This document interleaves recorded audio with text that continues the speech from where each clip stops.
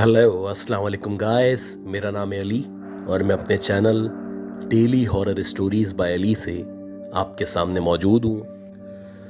मैं उम्मीद करता हूँ आप लोग दुनिया में जहाँ पे भी मौजूद हैं खैरियत से हैं, खुश हैं और आपकी ज़िंदगी बहुत अच्छी गुजर रही है। अगर किसी भी वजह से अब तक आप मेरे चैनल को सब्सक्राइब नहीं कर सके तो प्लीज़ इसको सब्सक्राइब कर लें। हो सके तो अपनी कम्युनिटी में, अपने दोस्तों में इस चैनल को शेयर करें। अपनी स्टोरीज को शेयर करने के लिए आप व्हाट्सएप कर सकते हैं, ईमेल कर सकते हैं या अपनी आवाज़ में रिकॉर्ड करके भेज सकते हैं। गाइस, आज की जितनी भी स्टोरीज हैं ये सारी की सारी स्टोरीज हमें साकिब साहब ने शेयर की हैं। साकिब साहब का जो ताल्लुक़ है वो एक ट्रांसपोर्टेशन कंपनी से है और इनके जो फादर थे या इनके जो ग्रैंडफादर थे वो भी गए वक्तों में ट्रांसपोर्टेशन का काम किया करते थे। इस पूरे दौर में जबकि इनके दादा, इनके फादर और ये खुद भी ट्रांसपोर्टेशन का काम किया करते थे तो बहुत सारे वाकयात थे जो इन लोगों के साथ पेश आए थे। ये बताते हैं कि जो सबसे अहम वाकया था वो 1981 में 82 में इनके दादा के साथ पेश आया था। इनके दादा 1981 में और 82 में ट्रक ड्राइवर हुआ करते थे और आम तौर पे एक शहर से दूसरे शहर अगर आपको सामान भिजवाना हो तो इनके दादा इस सर्विस को प्रोवाइड किया करते थे। वैसे ही इनके दादा को एक दफ़ा सामान दिया गया और ये जो सामान था वो कराची शहर से इनको सक्खर लेके जाना था। उस दौर में अगर आप कराची से सक्खर की तरफ जाएं और ख़ास तौर पे अगर आप ट्रक ड्राइव कर रहे हो तो कम से कम 11 और ज़्यादा से ज़्यादा 12 घंटे लगा करते थे। खैर, इनके जो दादा थे वो रात के तकरीबन 8 साढ़े 8 बजे सामान को लेके सक्खर के लिए रवाना हुए। अब शुरू का जो 3 या 4 घंटे का सफ़र था वो बहुत आसानी से गुजर गया और कमोबेश रात के 12 या 1 बजे का टाइम था। यह हाईवे के रोड के ऊपर मौजूद थे और इनको एकदम से हल्की हल्की सी सर्दी का एहसास हो रहा था। खैर, कुछ देर तक इन्होंने बर्दाश्त किया और उसके बाद ये देखने लगे कि जैसे ही कोई होटल आता है या कोई इस तरह की पब्लिक प्लेस आती है तो वहाँ पे ये थोड़ी देर के लिए ट्रक को रोक देंगे और नीचे उतर के चाय पी लेंगे। खैर, इसी दौरानिए में जब इनकी नज़र रोड की तरफ पड़ी तो इनको ऐसा लगा कि दूर जहाँ पे ट्रक की लाइट जा रही है वहाँ पे शायद कोई रोड के ऊपर लेटा हुआ है और जो भी रोड के ऊपर लेटा हुआ है उसके जो कपड़े हैं वो बहुत ज़्यादा चमक रहे हैं। अब जैसे जैसे ये मज़ीद आगे बढ़ रहे थे वैसे वैसे उसका जो व्यू था वो मज़ीद क्लियर होता चला जा रहा था। फाइनली जब ये बिल्कुल करीब पहुँचे तो इन्होंने देखा कि एक औरत है जो बाकायदा चमकीले कपड़े पहनी हुई है और वो रोड के ऊपर लेटी हुई है। अब जैसे ही इनको ऐसा लगा कि औरत रोड के ऊपर लेटी हुई है तो इन्होंने आहिस्ता आहिस्ता करके जो ट्रक की स्पीड थी उसको स्लो करना शुरू किया। अब जैसे ही ट्रक की स्पीड स्लो हुई और फाइनली ट्रक रुक गया तो इन्होंने एकदम से ट्रक का दरवाज़ा खोला और दरवाज़ा खोलने के बाद ये नीचे उतरे। ये चाहते थे कि रोड की तरफ जाएं और वहाँ पे जाके चेक करें कि आखिर कौन औरत है जो इतनी रात में रोड के ऊपर लेटी हुई है। कहीं ऐसा तो नहीं है कि पिछली कोई गाड़ी इस औरत को मार के चली गई हो या फिर ये जो औरत है हो सकता है वो खुदकुशी करना चाहती हो। ये दोनों सवालात इनके जहन में मौजूद थे। खैर, जैसे ही ये ट्रक से नीचे उतरे और नीचे उतरने के बाद इन्होंने रोड की तरफ चलना शुरू किया तो ये देख के बड़े हैरान हो गए कि उस जगह पे जहां अभी कुछ देर पहले इन्होंने औरत को लेटे हुए देखा था वहां पे न कोई औरत मौजूद है और ना ही किसी औरत का नामो निशान मौजूद है। अब ये अजीब ताज्जुब में पड़ गए और सोचने लगे कि अभी कुछ देर पहले ट्रक की लाइट्स के अंदर मैंने बाकायदा देखा था कि एक औरत रोड पे लेटी हुई है। अब इतनी देर में जबकि मैंने ट्रक को रोका है और रोक के नीचे उतरा हूं, तो वो एकदम से कहाँ चली गई है। काफ़ी देर तक आगे पीछे का जायज़ा लेने के बाद ये वापस पलटे और ये समझने लगे कि शायद मेरा वहम होगा और हो सकता है कि शेड की वजह से या रिफ्लेक्शन की वजह से मुझे ऐसा लग रहा हो कि शायद कोई औरत रोड के ऊपर लेटी हुई है। बहरहाल ये ट्रक के ऊपर वापस चढ़े और दोबारा से इन्होंने ट्रक को स्टार्ट किया और अपनी मंजिल की तरफ रवा दवा हो गए। तकरीबन 15 या 20 मिनट का रास्ता मज़ीद तय करने के बाद इनको एक होटल दिखाई दिया। अब क्योंकि इनको ऑलरेडी वॉशरूम जाने की ज़रूरत महसूस हो रही थी और इसके साथ साथ सर्दी लग रही थी, तो ये नीचे उतरे। इन्होंने सोचा कि पहले वॉशरूम चला जाता हूँ और उसके बाद बाहर आके चाय पी लूँगा। खैर इन्होंने उस होटल से चाय पी और चाय पीने के बाद जब ये फ्री हुए और वापस अपने ट्रक की तरफ आए, तो इनके जहन से निकल चुका था कि अभी कुछ देर पहले इनको रोड के ऊपर एक औरत नजर आई थी। खैर इन्होंने ट्रक स्टार्ट किया और स्टार्ट करने के बाद दोबारा से अपनी मंजिल की तरफ बढ़ने लगे। अभी इनको ट्रक चलाते हुए तकरीबन आधा या पौन घंटा गुजरा था कि दोबारा से एकदम से जब इन्होंने ट्रक की लाइट्स में देखा, तो इनको ऐसा लगा कि शायद रोड के ऊपर दोबारा से कोई औरत है जो लेटी हुई है और बिल्कुल पहले की तरह वैसे ही उसके जो कपड़े हैं वो चमक रहे हैं। अब इनको दोबारा से ऐसा लगा कि शायद मेरा वहम है, लिहाजा इन्होंने इग्नोर किया और मुसलसल ट्रक को चलाते रहे। जैसे ही जब ये मज़ीद करीब पहुंचे तो इन्होंने देखा कि वाकई में रोड के ऊपर एक औरत लेटी हुई है और उसने लाल कलर के चमकदार कपड़े पहने हुए हैं, जैसे कि आम तौर पे दुल्हनें पहना करती हैं। खैर इन्होंने दोबारा से ट्रक की स्पीड कम की और स्पीड कम करने के बाद ट्रक को रोक दिया। अब जैसे ही इन्होंने ट्रक को रोका और ट्रक से उतर के उस औरत की तरफ बढ़ने लगे, तो ये बताते हैं कि जब मैं उसके बिल्कुल करीब पहुंचा और मेरी नज़र उसके चेहरे पे पड़ी, तो मैंने देखा कि उसके चेहरे पे जगह जगह से खून निकल रहा है और उसका जो सर है उस पर जगह जगह ज़ख्म मौजूद हैं। अब मैं बड़ा हैरान था कि ये जो औरत है शायद इसका एक्सीडेंट हुआ है और इसको फर्स्ट एड की या मदद की ज़रूरत है। ये जैसे ही उसकी मदद करने के लिए या उसको उठाने के लिए आगे बढ़े, तो इससे पहले कि ये उसको उठाते, वो एकदम से खुद उठ के बैठ गई और उठ के बैठने के बाद वो मुस्कुराने लगी। अब ये जो औरत थी ये मुकम्मल तौर पे ज़ख्मी औरत थी और बाकायदा इसके चेहरे पे से और जगह जगह से खून निकल रहा था।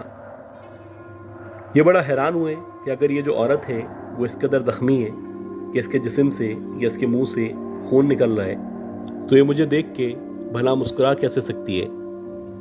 अब क्योंकि ये पुराने दौर के लोग थे, बहुत ज़्यादा बहादुर हुआ करते थे और इतनी जल्दी डरना इनके बस की बात नहीं थी।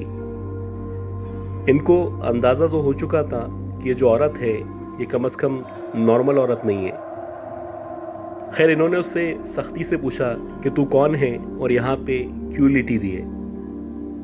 तो जब इन्होंने उससे सख्ती से पूछा, उसके जवाब में वो जो औरत थी मुस्कुराते मुस्कुराते एकदम से रोने लगी और रोते रोते कहने लगी कि मैं ज़ख्मी हूँ, अगर तुम मेरी मदद कर सकते हो तो प्लीज़ करो। यहाँ करीब ही एक अस्पताल मौजूद है, अगर तुम मुझे वहाँ तक छोड़ दोगे तो तुम्हारी मेहरबानी होगी। अब इनके जो दादा थे, इनका रोज़ का काम था या हर रोज़ ट्रक चलाया करते थे, तो ये जो एरिया था इस एरिया के चप्पे चप्पे से ये वाकिफ़ थे। इनको पता था यहाँ पे करीब जवार में कोई अस्पताल मौजूद नहीं है, लेकिन अगर आप 15 या 20 मिनट का फासला तय करें तो वहाँ पे एक कब्रिस्तान मौजूद है। खैर इन्होंने उसकी बात को इग्नोर किया और उसके बाद ये वापस पलटे। अब जैसे ही ये वापस पलटे तो जो औरत थी वो ज़ोर ज़ोर से हंसने लगी। इन्होंने इसी दौरानिये में ही आयतुल कुर्सी पढ़ना शुरू की और आयतुल कुर्सी पढ़ते पढ़ते ये वापस ट्रक के अंदर आ गए।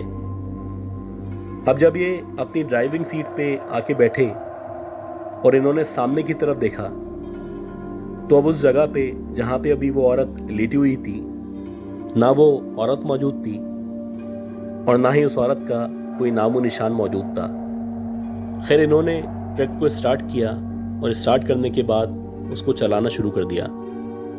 खैर कुछ देर के अंदर अंदर ही ये एक ऐसी जगह पे आ चुके थे जहाँ पे 2 या 3 होटल मौजूद थे और बहुत सारे लोग कुर्सियाँ डाल के वहाँ पे बैठे हुए थे। खैर इनके दादा ने तकरीबन 1 या 1.5 घंटा वहाँ पे गुजारा और जब मुकम्मल तौर पे ये रिलैक्स हो गए तो दोबारा से अपनी मंजिल की तरफ बढ़ना शुरू किया। इसी तरह ये बताते हैं कि एक दफ़ा 1996 और 97 चल रहा था। इनके फादर को कुछ सामान लेके ईरान की तरफ जाना था। अब जब भी वो इतना लंबा सफ़र किया करते थे तो इनकी कोशिश होती थी कि अपने साथ 2 या 3 लोगों को रखें। तो वैसे ही इनके साथ 2 या 3 लोग मौजूद थे और तकरीबन सफ़र करते करते इनको 6 या 7 घंटे गुजर चुके थे। रात के तकरीबन 1 या 1:30 बजे का टाइम था और इनका इरादा यही था कि जैसे ही कोई होटल नज़र आएगा तो कुछ देर के लिए होटल पे बैठेंगे, चाय वगैरह पिएंगे और फिर दोबारा से मंजिल की तरफ रवाना हो जाएंगे। ये जो हाईवे था ये मुकम्मल तौर पे अंधेरे में डूबा हुआ था और कहीं कहीं इक्का दुक्का लाइट्स मौजूद थी। आमतौर पे इस हाईवे पे या इस बॉर्डर वाले रोड पे इतनी ज़्यादा ट्रैफिक नहीं हुआ करती थी और रात के औकात में लोग कोशिश किया करते थे कि इस हाईवे पे या इस रोड पे सफ़र ना करें। खैर ये आहिस्ता आहिस्ता करके अपनी मंजिल की तरफ बढ़ रहे थे कि इसी दौरानिये में इन्होंने साइड मिरर से देखा कि पीछे की तरफ से कोई एक ट्रक या स्कूल बस टाइप की गाड़ी आ रही है। जैसे जैसे वो जो गाड़ी थी वो करीब आ रही थी तो आहिस्ता आहिस्ता करके वो मुकम्मल तौर पे नज़र आने लगी थी। वो कोई ट्रक नहीं था, वो बल्कि एक स्कूल वैन थी और इस स्कूल वैन को देख के ये बड़े हैरान थे और सोच रहे थे कि इस वीरान हाईवे पे, इस सुनसान जगह पे भला एक स्कूल वैन क्या करने आ सकती है। खैर जैसे जैसे स्कूल वैन वाला इनके करीब आ रहा था तो वो मुसलसल हॉर्न बजा रहा था। हालांकि इनकी जो गाड़ी थी वो ऑलरेडी लेफ़्ट साइड पे मौजूद थी, लेकिन उसके बावजूद जब वो हॉर्न बजा रहा था तो इनके वालिद को बड़ा शदीद गुस्सा आ रहा था। वो सोच रहे थे कि किस तरह का ड्राइवर है कि जबकि मैंने इसको रास्ता भी दिया हुआ है उसके बावजूद ये मुझे हॉर्न बजा के तंग कर रहा है। खैर इन्होंने उसके बावजूद भी अपनी जो गाड़ी थी उसको मज़ीद लेफ़्ट साइड पे किया क्योंकि ये चाहते थे वो जो गाड़ी है वो इनको ओवरटेक करती हुई खैरियत से आगे निकल जाए। अब काफ़ी देर तक ये वेट कर रहे थे कि कब ये जो गाड़ी है ये पीछे से आगे की तरफ आएगी और इनके बराबर से होती हुई इनको ओवरटेक कर लेगी, लेकिन बजाय इसके कि वो इनकी गाड़ी को ओवरटेक करती, मुसलसल उसका जो ड्राइवर था वो इनकी गाड़ी के या इनके ट्रक के पीछे मौजूद था और बार बार हॉर्न बजा रहा था।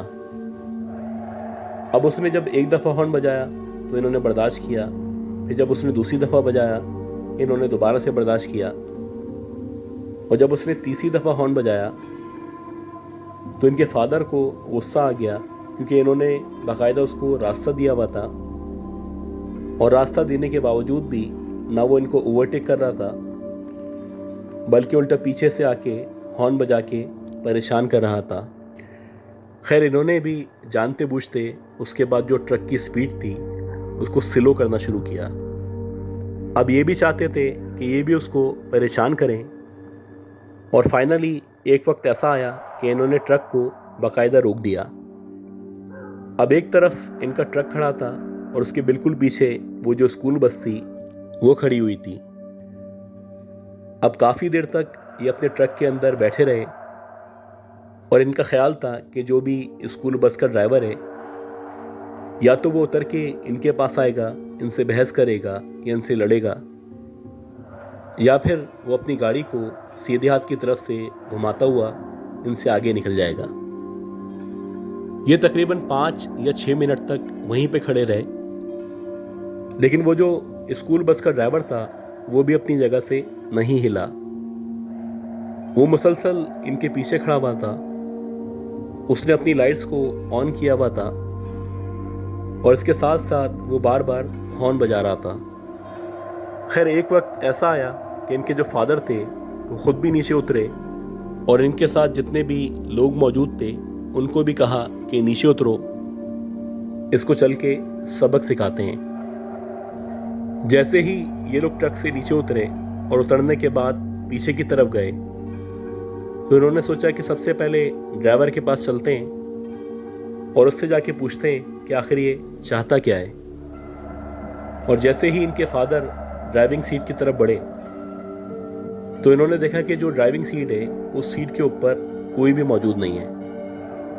अब ये बड़ा हैरान हुए और सोचने लगे कि अभी तो इसके अंदर ड्राइवर बैठा हुआ था जो बार बार हॉर्न देके मुझे परेशान कर रहा था।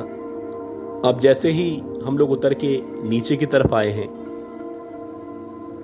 अल्लाह जाने ये कहाँ चला गया है।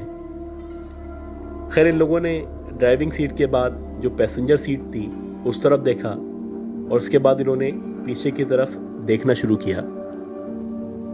इनका ये ख्याल था कि शायद ड्राइवर डर चुका है और डर के मारे वो कहीं छुप गया है। खैर जैसे ही ये मज़ीद पीछे आए तो इन्होंने देखा कि उस स्कूल बस के अंदर बहुत सारे बच्चे बैठे हुए हैं और ये जितने भी बच्चे हैं इन सब की जो उम्रें हैं वो तकरीबन 5 या 6 साल के बराबर हैं। अब इनके जो फादर थे वो बहुत ज़्यादा हैरान थे कि इस मुकम्मल वीरान हाईवे पे जो कि 2 मुल्कों के बॉर्डर के दरमियान मौजूद है, इतनी रात में ये बच्चे क्या कर रहे हैं। खैर इन्होंने बस के बाद आगे पीछे का जायज़ा लेना शुरू किया और अपने तौर पे ड्राइवर को तलाश करने लगे।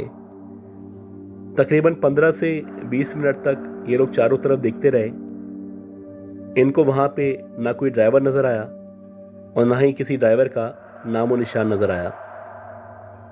खैर काफ़ी देर तक वहाँ खड़े रहने के बाद इन लोगों ने यही डिसाइड किया कि वापस से ट्रक की तरफ चलते हैं और ट्रक में बैठ के ट्रक को स्टार्ट करते हैं और अपनी मंजिल की तरफ रवाना हो जाते हैं।